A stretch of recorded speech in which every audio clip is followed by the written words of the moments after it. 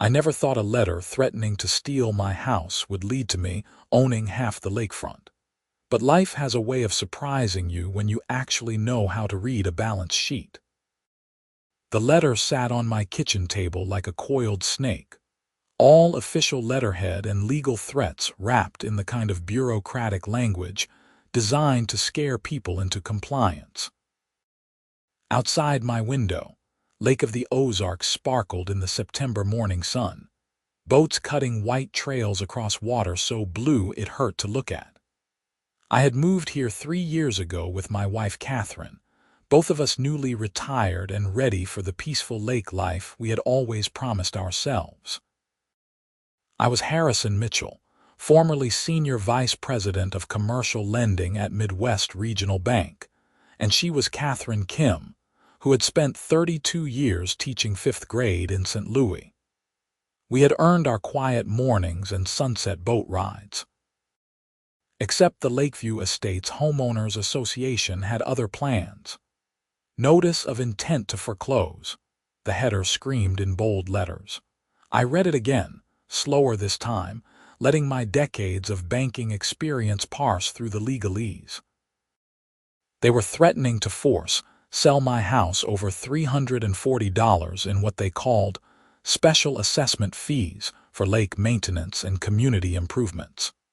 Fees I had never agreed to pay because they violated the original HOA bylaws I had reviewed before purchasing the property. Katherine walked into the kitchen carrying a basket of tomatoes from her garden, her silver hair pulled back in a ponytail. She set the basket down and saw my face. "What is it?" "The HOA again. Karen Kelsey and her board." I slid the letter across the table. She read it, her lips pressing into a thin line. Katherine had the kind of quiet strength that came from managing classrooms full of 10-year-olds for 3 decades. Very little rattled her. "This is ridiculous. Can they actually do this?" "Technically, yes. If the fees were legitimate and we refused to pay." I tapped the letter with my finger. "But these assessments were never properly voted on." She pushed them through with 3 board members voting, but the bylaws require a quorum of 5 for any special assessment over $50 per household. "So what do we do?" "Get a lawyer." I stood and walked to the window, looking out at the lake. Down the shoreline, I could see the cluster of rental cabins that the HOA owned and operated, 14 of them lined up like little soldiers. They had been built 10 years ago as a revenue source for the association, rented out to tourists during the busy season. Karen Kelsey loved to brag about them at community meetings, how they brought an income that kept regular HOA fees low. Something had been nagging at me about those cabins for months. Karen had been increasingly aggressive with homeowners, threatening fines and fees for minor infractions. A boat left at a dock past 10 p.m. A trash can visible from the street. Grass 2 inches too high. It felt desperate, like she was scrambling for money, and desperate HOAs usually meant financial problems. "No," I said slowly. "I think I am going to do some research first." Katherine came to stand beside me. "You have that look." "What look?" "The look you used to get when you found something interesting in a loan application, like a puzzle you wanted to solve." She touched my arm gently. "You have been bored, Harrison. Admit it." I started to protest, then stopped. She was right. Retirement had been wonderful for the first year. Sleeping in, fishing, reading all the books I had never had time for. But lately I felt restless. My brain, trained for decades to analyze financial documents and spot risk, had nothing to chew on. I missed the challenge of it, the satisfaction of understanding complex financial situations that others could not see clearly. "Maybe a little bored," I admitted. "Then go solve your puzzle. Just remember, if you are going to take on Karen Kelsey, do it the right way. Not for revenge, but because it matters." I kissed her forehead. "Always the teacher." "Always your wife," she corrected with a smile. That afternoon, I drove into Osage Beach and stopped at the county recorder's office. Missouri is a public record state, which meant that any liens, mortgages, or encumbrances on property are available for anyone to review. I had spent countless hours in offices like this during my banking career, tracing ownership chains and verifying collateral. The clerk, a young woman named Emma who looked barely out of college, helped me pull up the records for the HOA's 14 rental cabins. I settled in at a computer terminal with a legal pad and started taking notes. What I found made me sit back in my chair and whistle softly. The cabins had been built in 2014 with a commercial construction loan from Ozarks Community Bank for $1.2 million. The loan had a 10-year term with monthly payments of roughly $12,000. But according to the public records, the HOA had stopped making regular payments 18 months ago. The loan was currently in default with a balance of approximately $380,000 remaining. That was just the start. I dug deeper and found mechanics liens filed by 3 different contractors, totaling another $96,000. The liens were for unpaid work on the cabins, roof repairs, deck replacements, and plumbing updates. All filed within the last 2 years, all unpaid. The cabins that Karen Kelsey bragged about at every meeting were drowning in debt, and she was trying to cover the shortfall by inventing new fees and fines to squeeze homeowners. I made copies of everything and drove home as the sun started its descent toward the western hills. Katherine was on the back deck, reading a book with her reading glasses perched on her nose. I handed her the stack of documents. "The cabins are underwater," I said. "Nearly $500,000 in defaulted debt." She flipped through the pages, her teacher's eye quickly absorbing the key facts. "So what happens? Does the bank foreclose?" "Eventually, yes. But small community banks hate foreclosing on HOAs. It creates bad PR and they end up owning property they do not want to manage. Usually they just let it drag on, hoping the HOA figures something out." I sat down beside her. "But those defaulted notes are still assets on the bank's books, bad assets they would love to sell at a discount." Katherine looked at me over her reading glasses. "You want to buy the debt. I want to understand what it would take to buy the debt. There is a difference. Is there?" But she was almost grinning, that expression she got when one of her students finally grasped a difficult concept. The next morning, I called my former colleague Robert Chen, who now worked as a special assets manager at a bank in Kansas City. We had worked together for 15 years and I trusted his judgment completely. "Harrison, good to hear from you," he said when he picked up. "How is retirement treating you?" "Complicated. I need some advice on distressed commercial debt." I explained the situation, keeping it brief and factual. Robert listened without interrupting, which was one of the things I had always appreciated about him. "Ozarks Community Bank, you said. I know their commercial lending manager, Tom Sheffield. Good guy, old school. If he has got a defaulted HOA loan, he is probably losing sleep over it." Robert paused. "You thinking about buying the note, maybe? What would something like that cost?" "Depends on how motivated they are to sell. For a loan 18 months in default with no payments, they have probably already written down the value significantly for regulatory purposes. If the remaining balance is $380,000, they might take 50 to 60 cents on the dollar. Call it 200,000, maybe 250. My heart rate picked up slightly. That was within my range. Katherine and I had saved aggressively during our working years, lived below our means, invested wisely. We had the liquidity to make that kind of purchase without straining our retirement accounts. And if I bought the note, I would have full rights to foreclose. Absolutely. You would step into the bank's shoes completely, full control over the collateral, the terms, everything. Robert's voice turned curious. "What are you planning, Harrison?" "I am not sure yet, but if I figure it out, I will let you know. Just be careful. Foreclosing on an HOA is messy. Lots of moving parts, angry neighbors, potential lawsuits. I will keep that in mind.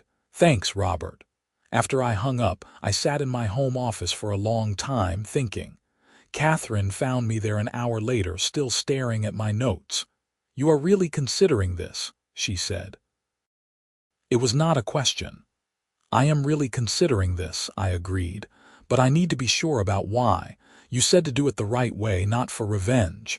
She pulled up a chair and sat facing me. "So what is the right way?" "That is what I am trying to figure out. If I just foreclose and sell the cabins for profit, I am no better than Karen. Just another person extracting money from the community." I ran my hand through my hair. But what if there was a different option? What if those cabins could actually serve the people who live here year-round instead of just being tourist traps? Katherine's eyes lit up. "Like affordable rentals." "Exactly. Do you know how hard it is for locals to find housing around here? The real estate market has gone crazy with vacation homes and short-term rentals. People who work at the marinas, the restaurants, the shops, they are getting priced out. What if the cabins became long-term rentals at reasonable rates?" "That would change things for a lot of families," Katherine said quietly. She had always had a heart for people struggling to make ends meet, had spent years buying school supplies for students whose parents could not afford them. But would it work financially? Let me run the numbers. I pulled out my calculator and legal pad. If I buy the debt for $250,000 and spend another $50,000 settling the contractor liens and doing repairs, I am into it for $300,000 total.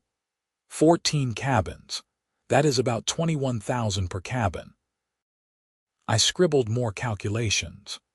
Even if I rent them at below market rates, say $800 a month, that is $11,000 a month gross income. Call it $130,000 a year. Minus property taxes, insurance, maintenance, maybe I net $70,000 or $80,000 annually. That is a decent return, and more importantly, it provides stable housing for people who need it. Katherine watched me work through the math, her expression thoughtful. "You would need to manage them, collect rent, handle repairs, deal with tenant issues." "I would need to hire a property manager probably, but yes, it would be work." I looked up at her. "Is that bad? I have been looking for something meaningful to do. This could be it." She reached across and took my hand. "I think it could be wonderful. But you need to be prepared for Karen's reaction. She will not go quietly." "I am counting on it." Over the next week, I moved carefully and deliberately. I contacted Tom Sheffield at Ozarks Community Bank and arranged a meeting at their main branch in Lake Ozark. Tom was in his late 50s with the kind of weathered face that came from years of making hard decisions about other people's money. "Harrison Mitchell," he said, shaking my hand firmly. "I heard you retired from Midwest Regional. How are you finding civilian life?" "Interesting." "I am finding it interesting." I sat down across from his desk. "Tom, I am going to be direct. I know your bank holds a defaulted loan on the Lakeview Estates HOA rental cabins. I am interested in purchasing that note." Tom's eyebrows rose slightly, but his poker face stayed in place. "That is not public information. How did you know about the default?" "The foreclosure notices are public record. Everything else I pieced together from lien filings and county documents. No one told me anything confidential." He studied me for a moment, then seemed to come to a decision. "Off the record, that loan is a headache. The HOA president keeps promising payment plans that never materialize. We have been in default status for 18 months. Our board wants it resolved. What would it take for you to sell the note to me?" Tom pulled up files on his computer. "The outstanding balance is $378,000. including accumulated interest and late fees. Given the default status and the time it would take us to foreclose, liquidate, and deal with the PR mess, I could get board approval to sell for 60 cents on the dollar. $227,000. Better than I had hoped. All in. No hidden fees or conditions. You would need to cover the standard assignment paperwork, maybe $2,000 in legal fees, but otherwise, yes. You would receive a full assignment of the note, deed of trust, and all collection rights. We wash our hands of it completely. I extended my hand. Give me 3 days to arrange financing and review the documents with my attorney. If everything checks out, we have a deal. Tom shook my hand, relief visible in his eyes. I will have our legal department prepare the paperwork. That evening, I explained everything to Katherine in detail. We sat at the kitchen table with all the financial projections spread out between us, along with the documents from the county recorder and my notes from the bank meeting. "This is real," she said, running her finger down the column of numbers. "You are really going to do this?" "We are going to do this. I need you with me on this, Katherine. Not just because of the money, but because if we are going to turn those cabins into community housing, I need your perspective. You know this community better than I do. You know the families who are struggling." She was quiet for a long moment, thinking. "There is a woman at the library where I volunteer, Stephanie. She works there part-time and cleans houses to make ends meet. She has 2 kids and she is living in a 1-bedroom apartment that costs almost all her income. She talked about maybe having to move to Camdenton to find something cheaper, but then she would be so far from work. People like Stephanie are exactly who these cabins could help." Katherine nodded slowly. "Okay, yes, let us do this, but we do it right. We create actual lease agreements, we screen tenants fairly, we maintain the properties properly. If we are going to be landlords, we will be good landlords. I would not want it any other way." 3 days later, I sat in the office of Janet Morrison, a real estate attorney in Osage Beach who had been recommended by Robert Chen. She was sharp and efficient, reviewing the loan documents with the kind of attention to detail I appreciated. "Everything looks standard," she said after an hour of review. "The deed of trust is properly recorded, the legal description matches the county records, and the assignment paperwork clearly transfers all rights to you.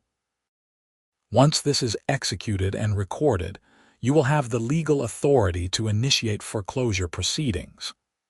How long would foreclosure take in Missouri? For commercial property, about 60 days minimum after you file the notice of default and election to sell. You would need to provide proper notice to the HOA, publish the foreclosure sale, and follow all statutory requirements. But assuming no one cures the default by paying off the loan, which seems unlikely, you could take possession within 90 days. I signed the purchase agreement, and wire transferred $229,000 to the bank's account. The money left my account with a digital swoosh that felt anticlimactic for such a significant transaction. Just like that, I owned the debt on 14 lake cabins. Janet filed the assignment of deed of trust with the county recorder that afternoon. Now, it was a matter of public record that Harrison Mitchell held the note on the Lakeview Estates HOA rental properties.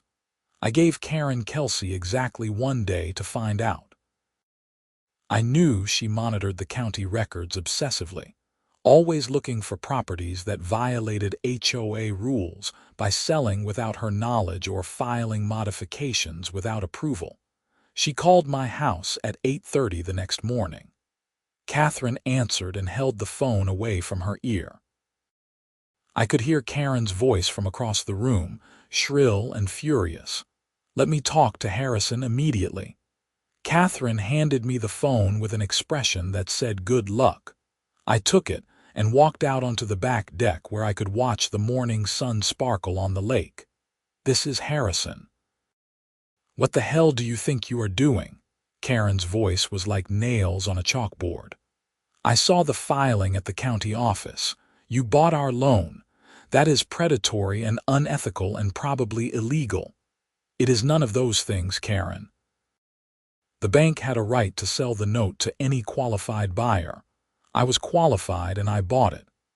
You did this because you are angry about the assessment fees. This is retaliation. Actually, I did this because your HOA has been in default on a commercial loan for 18 months and has nearly $100,000 in unpaid contractor liens. I did this because you have been running the association into the ground while threatening homeowners with foreclosure over fabricated fees. Silence on the other end. Then, more cautiously, we have a payment plan with the bank.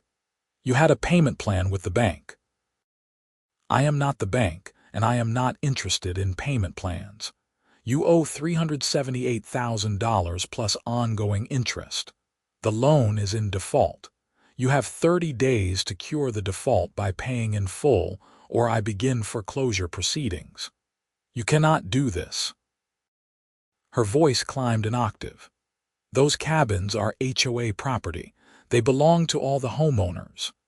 Then I suggest you call an emergency meeting and see if all the homeowners want to pool their money to pay off the debt. Otherwise, Karen, I will see you at the foreclosure sale. I hung up before she could respond. My hand was steady, my heart rate calm. I had delivered thousands of difficult messages during my banking career, told business owners their loans were being called, informed partners their collateral was insufficient. This was just one more conversation, except this time I was on the other side of the table. Katherine appeared at the sliding door with 2 cups of coffee. How did she take it? About as well as expected. She threatened legal action and accused me of retaliation. Will she actually pay off the loan? Not a chance. The HOA does not have that kind of money. That is why they defaulted in the first place. I sipped the coffee, letting the warmth spread through me. Now we wait and see what she does. What Karen did was hire a lawyer. 3 days later, I received a cease and desist letter from a law firm in Springfield, claiming that my purchase of the debt was made in bad faith and demanding that I rescind the transaction. The letter was full of legal bluster but short on actual grounds for action. I forwarded it to Janet Morrison, who called me back within an hour. "This is nonsense," she said bluntly. "They are trying to intimidate you. There is no legal basis for any of their claims. You bought a defaulted note from a willing seller in an arm's-length transaction. The HOA's financial problems are not your responsibility. So I ignore it. I will draft a response explaining that you have no intention of rescinding the purchase and that you will proceed with foreclosure if the debt is not cured. That should end it, but be prepared for them to escalate. Desperate people do desperate things." She was right about that. 2 weeks later, Karen showed up at my house. I was in the garage organizing fishing gear when I heard the doorbell ring repeatedly, someone leaning on it with aggressive insistence. I walked through the house and opened the front door to find Karen Kelsey standing on my porch with 2 other people I recognized from HOA meetings. Bill Thompson, the HOA treasurer, was a thin, nervous man in his 60s who always looked like he wanted to be anywhere else. Denise Park was the secretary, a woman with tight curls and a perpetual expression of disapproval. "We need to talk," Karen announced, pushing past me into my house without invitation. I stepped back, more amused than angry. "Please come in." Katherine appeared from the kitchen, her face tightening when she saw our visitors. "Can I help you?" "This is HOA business," Karen said dismissively. "This is my house," Katherine responded with steel in her voice. "You can be polite or you can leave." Karen had the grace to look slightly chagrined. "Fine. We need to discuss the loan situation with your husband." I gestured to the living room. Let us sit down and talk like adults." We arranged ourselves on furniture, the three of them on the couch facing me and Katherine in our chairs. Bill looked like he wanted to disappear into the cushions. Denise clutched a folder to her chest like armor. Karen launched right in. "Your actions are hurting the entire community. Those cabins are a vital revenue source for the HOA. If you foreclose, everyone's regular assessments will have to increase dramatically to cover the budget shortfall." "The cabins have not been a revenue source in over a year," I said calmly. "They have been a financial drain. You have been defaulting on the loan and not paying contractors. That is why you have been inventing new fees to shake down homeowners." "We had some temporary cash flow issues," Bill mumbled, "but we were working it out." "For 18 months. Bill, you are the treasurer. You know those cabins are underwater. How much does the HOA have in reserve accounts?" He glanced at Karen, who shook her head sharply, but he was already defeated. I could see it in his eyes. "About $16,000, he admitted. $16,000 to run an HOA with 140 homes plus 14 rental cabins. That is a disaster. You should have reserves equal to at least 1 year's operating expenses." "We would have more if people paid their assessments on time," Denise said primly. "You mean if people paid the illegal assessments that Karen pushes through without proper votes?" I pulled out the original HOA bylaws that I had reviewed when buying my house. Section 7, Article 3. Any special assessment over $50 per household requires a vote by a quorum of the board, which is 5 members. Your board only has 3 active members. Every special assessment you have levied in the past 2 years has been illegal. The room went very quiet. Bill's face drained of color. Denise looked at Karen with something approaching horror. "That is a technicality," Karen said, but her voice had lost some of its certainty. "It is the law according to your own governing documents, which means anyone who paid those assessments could potentially sue the HOA for reimbursement." I leaned forward. "Karen, you have been running this HOA like your personal kingdom, making up rules and fees as you go. It ends now.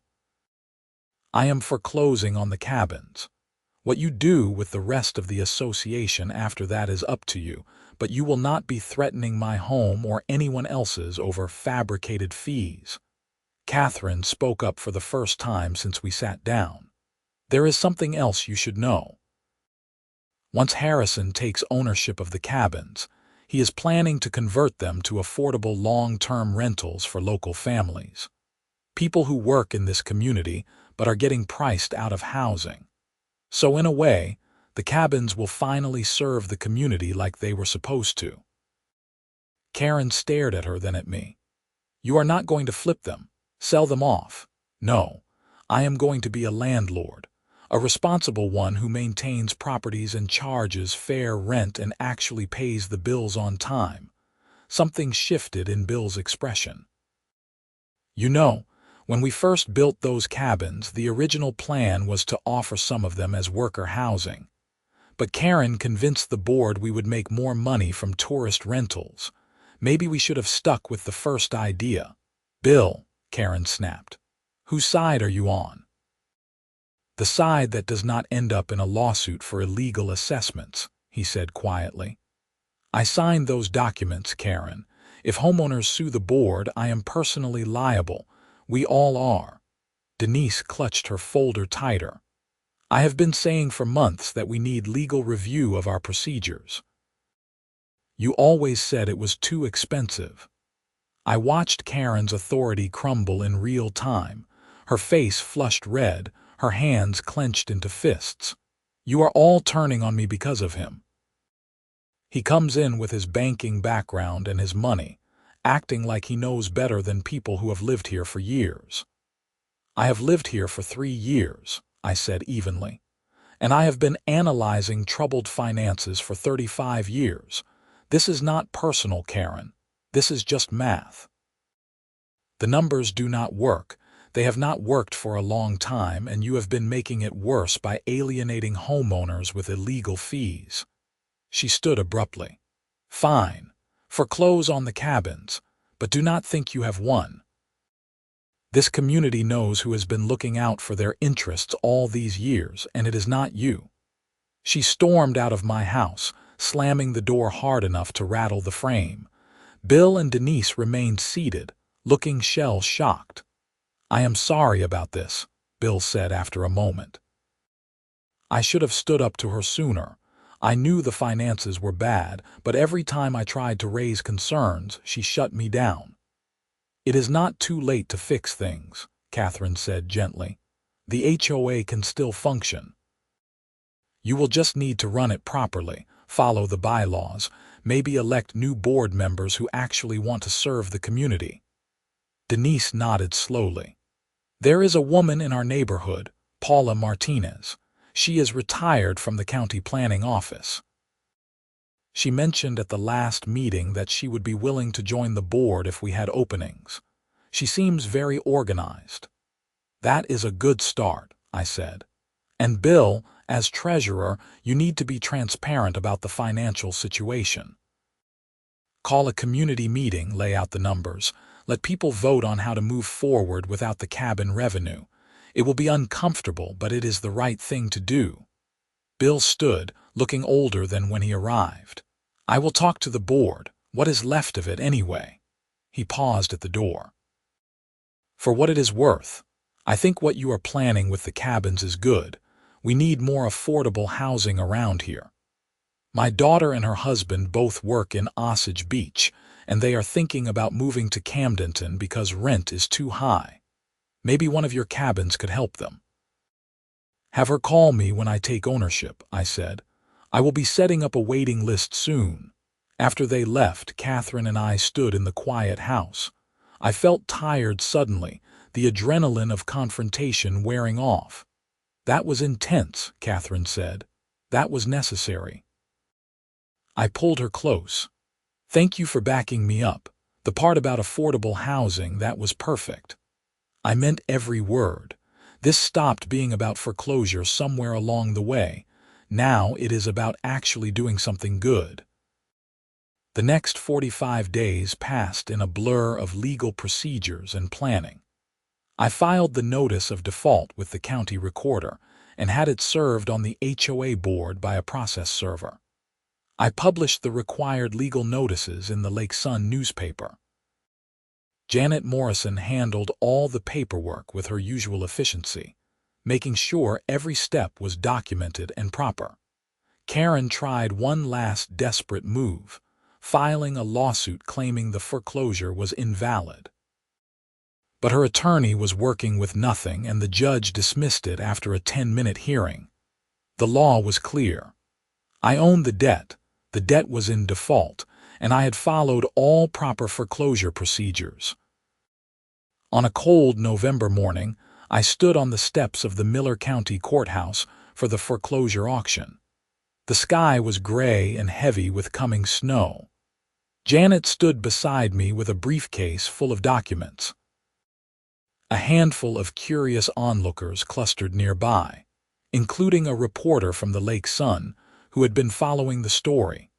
The county trustee, a Sommer man named Douglas Reed, conducted the auction from the courthouse steps as required by law. He read the legal description of the 14 cabins, announced the opening bid, and asked if anyone wanted to bid. Silence. No one was going to outbid me for properties with complicated title issues and unpaid contractor liens. "Going once," Douglas said. "Going twice." Sold to Harrison Mitchell for the outstanding debt amount of $382,000. He banged a gavel that seemed comically out of place in the modern world. Just like that, I owned 14 lake cabins. The reporter approached as people dispersed. "Mr. Mitchell, can I ask what you plan to do with the properties?" I had prepared for this question. "I am going to renovate them as needed, settle the outstanding contractor liens, and convert them to long-term affordable rental housing for local workers and families." The lake community needs more year-round housing, and these cabins can serve that purpose. So you are not planning to continue tourist rentals or sell them for development. No. I am in a position to take a long-term view of both the financial return and the community impact. Affordable housing is what is needed here. The reporter scribbled notes. There are people who say you did this for revenge against the HOA president. People can say whatever they want. I am comfortable with my motivations and my plans. The cabins were in default long before I got involved. I just happened to be in a position to acquire the debt and do something constructive with the properties. That night, Katherine and I celebrated quietly with a good bottle of wine and takeout from our favorite barbecue place in Osage Beach. We sat on the back deck bundled in jackets, watching lights from boats reflect on the dark water. "How does it feel to be a property magnate?" she teased. "Terrifying and exciting in equal measure. I own 14 cabins that need work and have no tenants. Tomorrow, the real work starts." Tomorrow, we both start working. I have been researching property management and tenant screening. Did you know there are fair housing laws we need to comply with, training courses we should take? I looked at her with affection. Of course she had been researching. Katherine approached everything with the same thorough preparation she had brought to teaching. We will do this right, together. Over the next 3 months, I threw myself into the project with an energy I had not felt since before retirement. I hired a general contractor named Miguel Santos who had been one of the lien holders on the cabins. He was grateful to finally get paid and eager for the renovation work. "These cabins have good bones," Miguel said as we walked through them on a cold December morning, "but they have been neglected. Leaking roofs, plumbing issues, electrical problems. The HOA was just doing patch jobs to keep them rentable for tourists. They need comprehensive updates." "Give me a full scope of work and a budget," I said. "I want them safe, comfortable, and efficient." New roofs where needed, updated HVAC, modern kitchens and bathrooms. These will be people's homes, not vacation rentals. Miguel's crew started work in January. I visited the cabins every few days, watching them transform. Fresh paint covered water-stained walls. New windows replaced drafty old ones. Kitchens got modern appliances and solid countertops. Bathrooms were gutted and rebuilt with good fixtures and proper ventilation. Katherine set up a rental office in one of the cabins that we converted into a management center. She created application forms, lease agreements, and a screening process.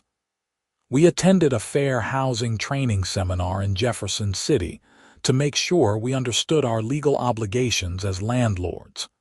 "We need to be fair and consistent," Katherine said as we drove back from the seminar.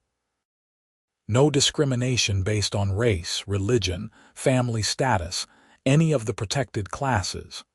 We screen based on income, rental history, and background checks. Nothing else." "Agreed. I want tenants who will take care of the properties and be good neighbors to each other. But I also want to give people a real chance. No one should be disqualified because they had a medical debt go to collections, or because they are a single parent." Word spread through the community about the renovations and the plan for affordable rentals. Katherine's friend from the library, Stephanie, was one of the first to submit an application. She came to our house one evening in February, nervous and hopeful. "I heard you might have a cabin available," she said, twisting her hands together. "I have 2 kids, ages 8 and 10. I work at the library and clean houses.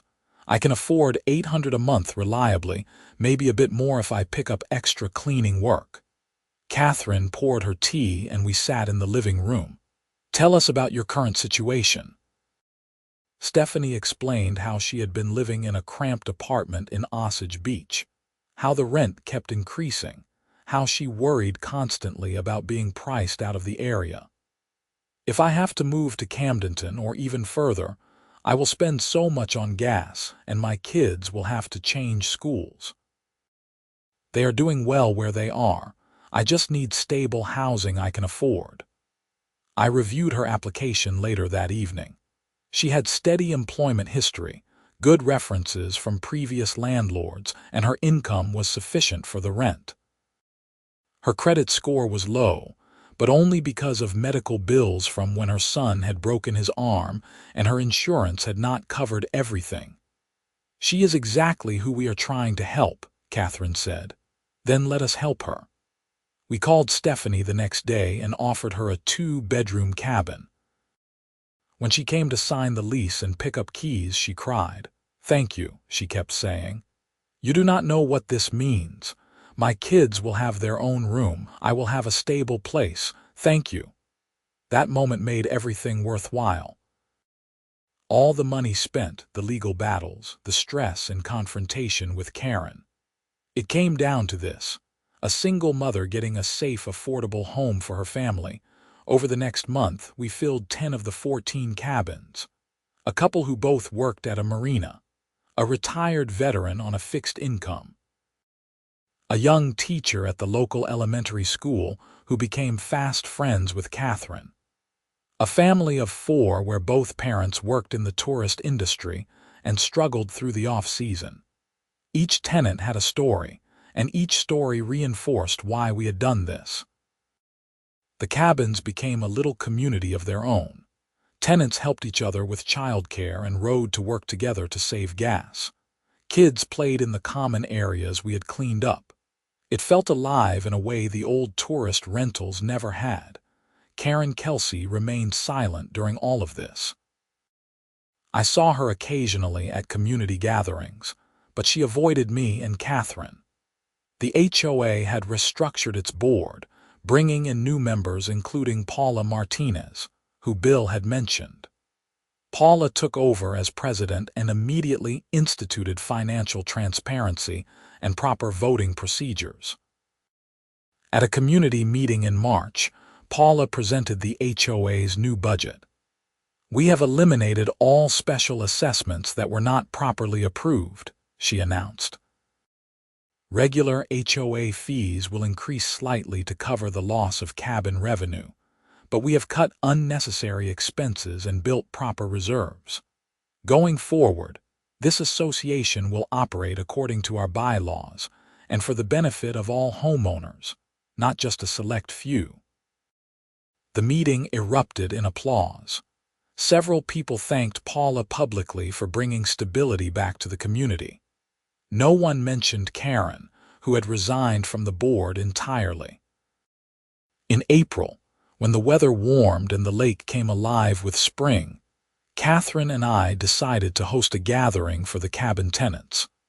We rented a pavilion at a lakeside park and invited everyone for a Saturday afternoon barbecue. 23 people showed up, including kids who ran around playing while adults talked and ate. Miguel and his wife came, along with Janet Morrison and her husband. Even Bill Thompson showed up with his daughter and son-in-law, who had moved into one of the cabins. I stood at the edge of the pavilion, watching everyone interact. Stephanie's kids were playing with the elementary school teacher's dog. The retired veteran was giving fishing tips to a group of teenagers. The marina couple was laughing with Bill's daughter about something. Katherine came to stand beside me, sliding her hand into mine. "Look at what you built." "What we built," I corrected. "I could not have done this without you." "No, you probably could have, but it would not have been as good, it would not have had heart." She squeezed my hand. "You spent your whole career analyzing numbers and managing risk. But this project, Harrison, this is about people. That is what makes it matter." I pulled her close. I was so bored after I retired, I felt useless, like all that expertise I had built up was just going to waste. But this showed me that those skills still have value, just in different ways than I expected. You took something that was failing and turned it into something that helps people. That is not just banking expertise. That is wisdom. Miguel called everyone together for a group photo. We crowded in, tenants and guests and friends, all of us connected by these 14 little cabins that had once been tools of a dysfunctional HOA and were now homes. The reporter from the Lake Sun was there, the same one who had covered the foreclosure auction. She took photos and did short interviews with several tenants. A week later, the paper ran a feature story, From Foreclosure to Community, how one couple transformed lake cabins into affordable housing. The story went semi-viral, at least by small-town Missouri standards. I got calls from people in other communities asking for advice on similar projects. A state representative reached out about testifying before a committee studying housing affordability. The attention was unexpected and slightly uncomfortable, but Katherine reminded me that visibility might inspire others to think creatively about housing solutions. One afternoon in May, I was at the cabins checking on a plumbing repair when a car pulled up, and Karen Kelsey got out. I had not spoken to her since before the foreclosure. She looked older somehow, diminished.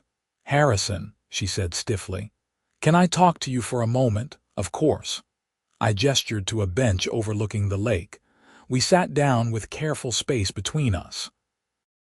Karen stared out at the water for a long moment. "I owe you an apology. Several apologies, actually."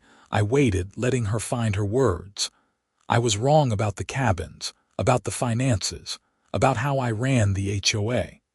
She twisted her wedding ring around her finger, a nervous gesture. "I thought I was protecting the community, but really I was just protecting my own ego. I liked being in charge. I liked people needing my approval for things. When you bought that loan, it felt like a personal attack. But it was not about me at all. It was about the cabins and the debt and the mess I had created." "Why did you let it get so bad?" I asked, genuinely curious. "You must have known the finances were failing." "Pride, mostly. We built those cabins as a big community achievement." I cut the ribbon at the opening, gave speeches about how they would fund the HOA for years. Admitting they were failing felt like admitting I had failed.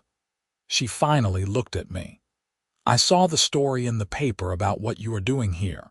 The affordable rentals, the families you are helping. That is what we should have done from the start, but I was too focused on revenue and prestige." "It is not too late to support it now," I said. "The cabins are part of the community. The tenants participate in lake activities. Their kids go to local schools. You could welcome them instead of resenting them." "I know. Paula actually asked me to be on a welcoming committee for new community members. I think it is her way of giving me a path back to contributing something positive." Karen smiled wryly. "I am not the president anymore. I am not even on the board, and you know what? It is a relief. I can just be a homeowner again. That is all any of us really want, to enjoy our homes and our community without drama." She stood to leave, then paused. "For what it is worth, I am glad you bought that debt instead of some investment company that would have just flipped the properties. You and Katherine are doing good work here." After she left, I sat on that bench for a while longer, thinking about second chances and redemption. Karen had been wrong about many things, but she was trying to acknowledge that and move forward. It took courage to apologize, especially when you had been as publicly wrong as she had been. The cabins continued to thrive through the summer and into fall. We filled the last 4 units with a mix of tenants that rounded out the community. A retired couple who wanted lakefront living on a fixed income. A single father with shared custody of his daughter. 2 roommates in their 20s who both worked in the restaurant industry. An artist who needed affordable space and inspiration. Katherine and I settled into a routine of property management that felt purposeful rather than burdensome. We held monthly tenant meetings to address concerns and build community. We maintained the properties proactively rather than waiting for things to break. We handled issues fairly and consistently, building trust with the tenants. The financial returns were exactly what I had projected. After expenses, the cabins provided a solid income stream while serving a genuine community need. It was not about getting rich. It was about creating something sustainable and meaningful. On a September evening, almost a year after I had first read that threatening foreclosure letter from the HOA, Catherine and I took our boat out to watch the sunset. The water was calm and golden, reflecting the sky like molten metal. We drifted near the shoreline where the cabins stood, lights beginning to glow in windows as families settled in for the evening. "You remember what you said when this all started?" Catherine asked. "That you missed having problems to solve." "I remember. I was so bored I almost convinced myself retirement was a mistake. And now," I looked at the cabins, thought about the families inside them, the community we had helped create. "Now I understand that solving problems is not just about business deals and loan analyses. It is about seeing what needs fixing and having the courage to fix it, even when the fix is complicated and uncomfortable." "Especially when it is complicated and uncomfortable," Catherine added. "Easy fixes do not usually matter very much." "You are very wise, Mrs. Mitchell. I know." She grinned at me. "That is why you married me." We watched the sun sink below the hills, painting the sky in shades of orange and purple. Somewhere on shore I heard kids laughing, the sound carrying across the water. One of the cabin families, probably, enjoying an evening outside. That sound, more than anything, told me we had done the right thing. The cabins were not just buildings anymore. They were homes. They were stability for families who needed it. They were proof that sometimes, when someone threatens to foreclose on you, the best response is not revenge but redemption. The HOA never bothered me again about assessments or fees or any other manufactured violations. Paula ran the association with competence and transparency, and the community flourished under her leadership.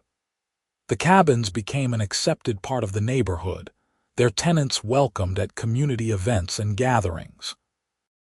I stayed in touch with Miguel, sending him renovation work when needed and recommending him to others. Janet remained our attorney for all property matters. Robert Chen came down from Kansas City to visit and tour the cabins, shaking his head in amazement at how it had all turned out. "You know," Robert said as we sat on my deck one weekend, "when you first called me about buying that defaulted loan, I thought you were having a retirement crisis. I figured you were going to regret it within a month." "I almost did regret it a few times," I admitted. "The legal battles, the confrontations, the sheer amount of work, it was overwhelming. But you stuck with it, and you did not just foreclose and flip for profit. You actually created something valuable." He raised his beer in a toast, "to unconventional retirement projects." I clinked my bottle against his, "to finding purpose in unexpected places." As autumn deepened and the tourist season ended, the lake community settled into its quieter off-season rhythm. The cabin tenants, unlike the old tourist renters, remained through the winter. Smoke rose from chimneys on cold evenings. Cars came and went as people headed to work and school. The cabins had become woven into the fabric of the community. One cold December morning, I was shoveling snow from the walkways at the cabins when Stephanie came out of her unit with 2 mugs of hot coffee. Her kids were at school, and she had a rare morning off from the library. "Thought you could use this," she said, handing me a mug. "You are a lifesaver." I took a grateful sip. "How are things going?" "Really good. The kids love having their own room.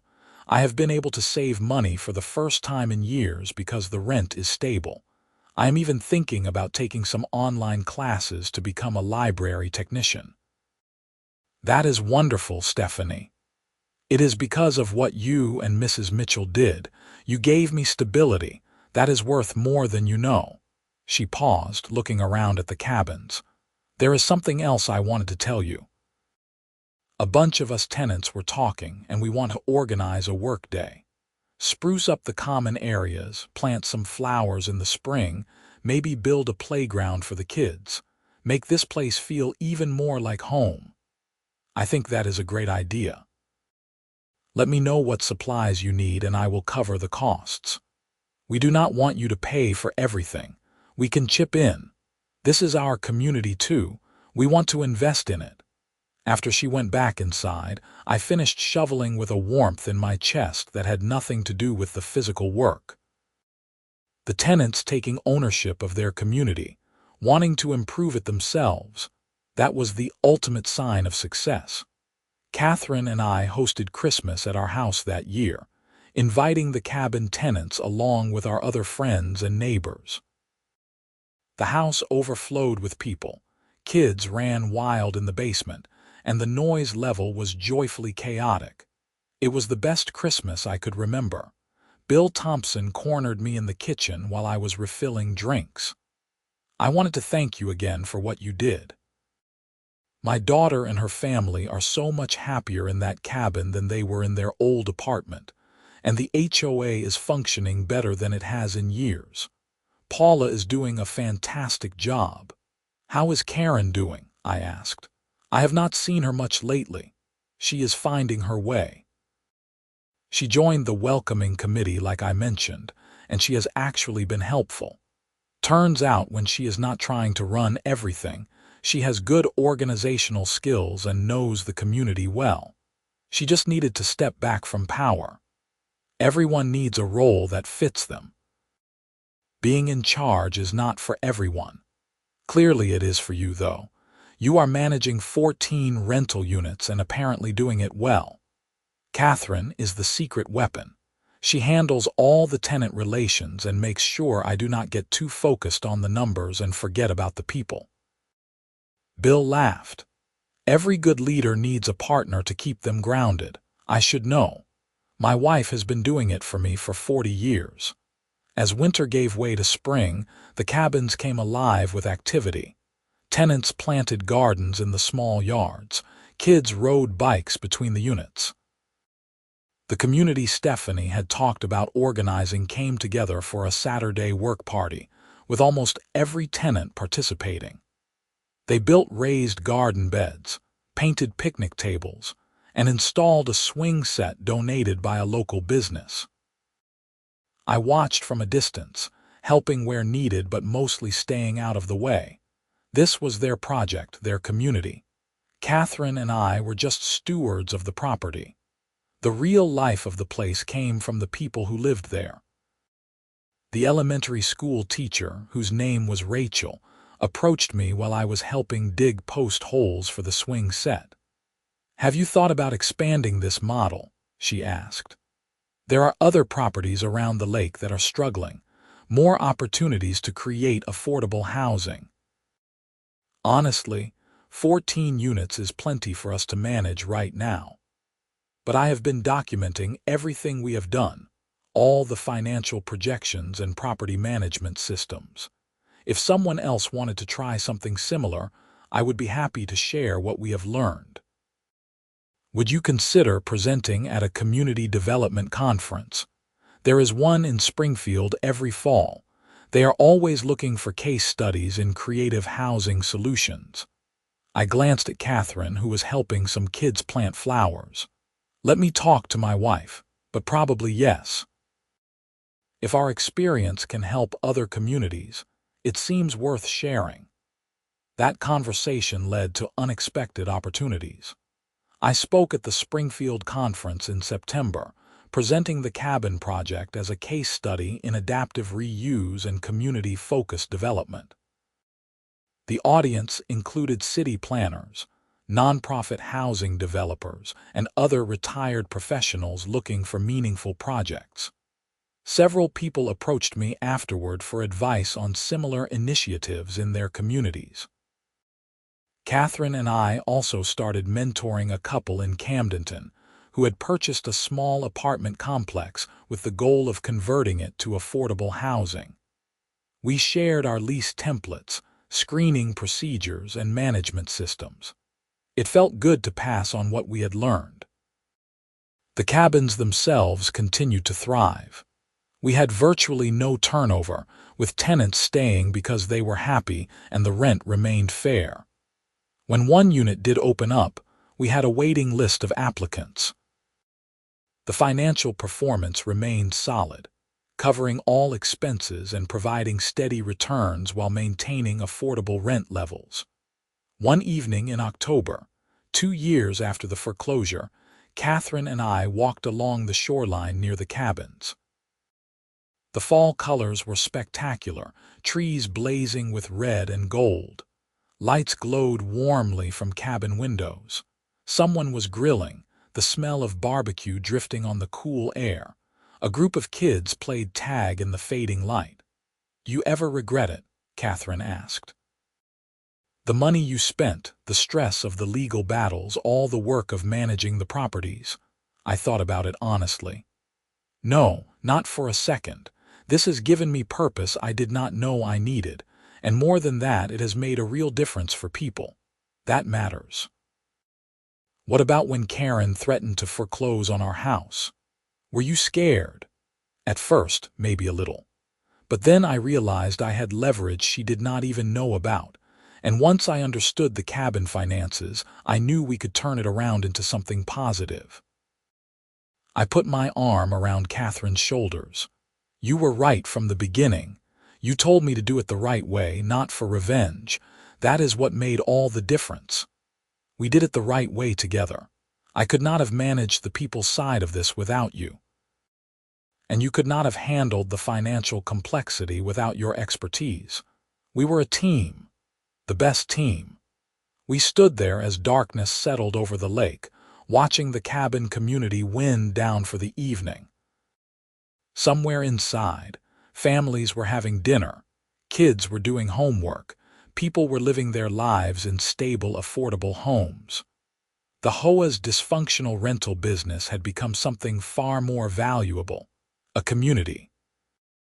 The threatening foreclosure letter from Karen Kelsey felt like it had happened in another lifetime. That letter had set everything in motion, but it had never really been about revenge or getting even. It had been about seeing a problem and having the skills to fix it. About understanding that financial expertise could be applied to community benefit rather than just profit extraction. The 14 cabins we foreclosed on before the HOA could foreclose on us had become proof that sometimes the best response to a threat is not retaliation, but transformation. We had taken distressed assets and turned them into thriving homes. We had taken conflict and turned it into community. We had taken retirement boredom and turned it into purpose. Bill Thompson's daughter had her stable home for her family. Stephanie was pursuing her education while raising her kids in a safe environment. Rachel, the teacher, had a place she could afford on a teacher's salary. The retired veteran had lakefront living on his fixed income. 23 families total had housing security they had not had before. And Katherine and I had stumbled into a second act for our retirement that was more fulfilling than either of us had imagined. We were not just retirees anymore.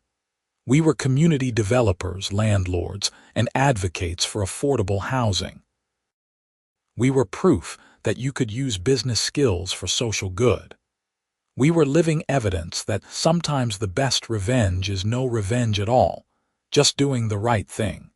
The legal and financial mechanics of what I had done were straightforward for someone with my background. Buy the defaulted debt, foreclose on the collateral, take ownership.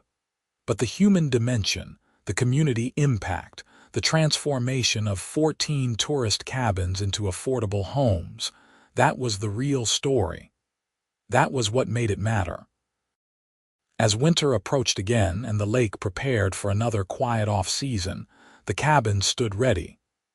Roofs were solid, heating systems were maintained, and most importantly, They were full of people who had become neighbors and friends. The community work day Stephanie had organized was now a regular event, with tenants coming together every few months to improve and maintain their shared spaces. Paula Martinez, the HOA president, had even proposed a partnership where the HOA would help maintain the common areas around the cabins in exchange for the cabin tenants participating in broader community events. It was the kind of cooperative relationship that should have existed from the beginning, before Karen's mismanagement had poisoned everything. I thought sometimes about Karen and how differently things might have gone. If she had acknowledged the financial problems early and asked for help, we might have worked out a solution that did not involve foreclosure. But pride and ego had prevented that. She had been too invested in appearing successful to admit failure until it was too late. There was a lesson in that for everyone, including me. The willingness to admit when something is not working and ask for help is often the difference between salvage and disaster. Karen had been unable to do that. I hoped she was learning it now, in her reduced role as a welcoming committee member rather than president. As for me and Katherine, we were learning our own lessons about the satisfaction of using our skills and resources for community benefit, about the importance of partnership and shared vision, about finding purpose in unexpected places during a life stage when many people coast toward irrelevance. The cabins had saved us as much as we had saved them. They had given us a project that mattered, a community to serve, and a sense of meaning that retirement alone had not provided. We were grateful for that in ways that were hard to articulate. On a December evening, almost exactly 2 years after I had read Karen's foreclosure threat, Katherine and I hosted another gathering at the Lakeside Pavilion. This time, it was a holiday party for the cabin tenants and their families. The pavilion was decorated with lights and garlands. Someone had organized a potluck, and tables groaned under the weight of food. Kids ran around playing while adults talked and laughed. Stephanie found us near the fire pit, her kids trailing behind her. "I wanted to give you both something," she said, handing Katherine a wrapped package.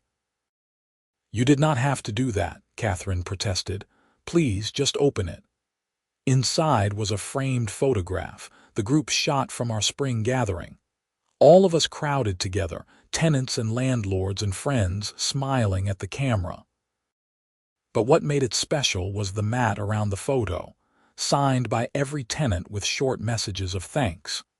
"You gave us more than housing," Stephanie said, her voice thick with emotion. "You gave us stability and community and hope.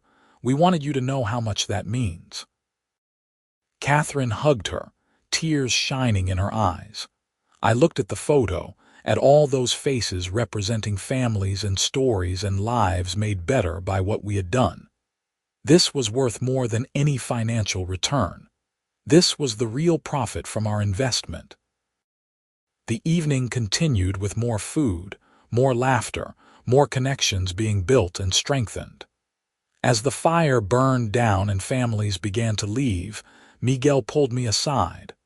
"I have been thinking," he said. "There is a small apartment complex in Eldon that is going into foreclosure. 8 units, needs work. I know the contractor who holds the biggest lien.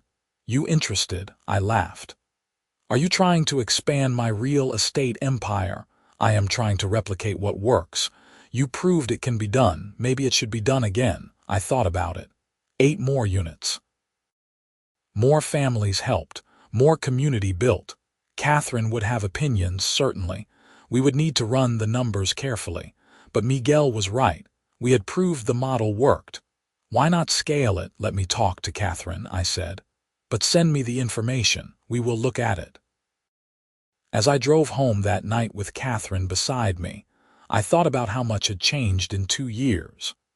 We had gone from retirees being threatened by an HOA to community developers making real impact. We had gone from boredom and restlessness to purpose and fulfillment. We had gone from being threatened with foreclosure to foreclosing first and turning it into something positive. The road ahead held possibilities we had not imagined when this started. Maybe more properties, maybe more communities helped, maybe more families given stability and hope. Or maybe we would stay focused on our 14 cabins and continue refining what we had built. Either way, we were doing work that mattered with skills we had spent lifetimes developing. "What are you thinking about?" Katherine asked as we pulled into our driveway. "How lucky we are. How strange life is. How a threatening letter from an HOA president turned into the best thing we could have done in retirement. It is not the letter that made it good. It is what you chose to do with it. You could have just paid the illegal fees and moved on. Instead, you saw an opportunity to fix something broken and help people. We saw the opportunity. We fixed it. We helped people. This is a team sport, Katherine." She squeezed my hand. "The best team." Inside our warm house overlooking the lake, I filed the framed photo from the tenants in a place of honor in my home office. Every time I looked at it, I would remember that this was why we had done it. Not for profit or revenge or ego, for community, for people. For the satisfaction of using our expertise to make things better rather than just making money. The threatening foreclosure letter from Karen Kelsey was still filed away somewhere, but it had lost its power to frighten or anger. It was just a historical artifact now, the spark that had started everything. What mattered was what we had built from that spark. 14 cabins full of families, a community that functioned and supported each other, a model that could be replicated, a purpose that made retirement meaningful. We had foreclosed on their 14 lake cabins first, but in doing so, we had built something far more valuable than they had ever imagined. We had built home.